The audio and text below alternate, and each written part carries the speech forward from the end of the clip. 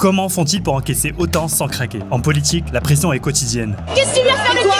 Et pour y survivre, le cerveau apprend à se protéger. Une étude de Stanford a montré que les leaders développent des mécanismes de coping, des stratégies mentales qui permettent au cerveau de rester lucide, même sous un stress constant. Petit à petit, les responsables politiques apprennent à séparer leur identité privée de leur rôle public. C'est ce qu'on appelle la dissociation fonctionnelle. De Gaulle en était un exemple marquant. Il voyait la politique comme un théâtre où chacun jouait son rôle. Les critiques ne le touchaient pas personnellement, elles visaient la fonction, pas l'homme. Chirac, lui, avait une arme redoutable, l'humour. Il désarmait la critique en la tournant à la dérision. Réfléchissez 2 minutes, c'est pas excessif. Non. C'est à peu près le temps qu'il m'a fallu pour lire votre livre, alors s'il vous plaît. Dans celui que je vous ai envoyé, j'ai pas mis les images à colorier, je suis désolé. Désolé.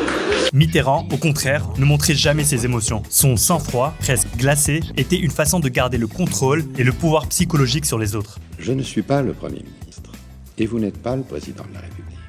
Nous sommes 2 candidats. Vous me permettrez donc de vous appeler Monsieur Mitterrand. Mais vous avez tout à fait raison, Monsieur le Premier ministre. Chacun, à sa manière, a trouvé son coping, sa façon de tenir face à la pression. Mais derrière cette résilience, il y a un prix, l'usure émotionnelle. À force de se couper du stress, certains finissent aussi par se couper d'eux-mêmes. Ce qui est à redouter. Mais quoi? Ce n'est pas le vide politique, c'est plutôt le trop-plein.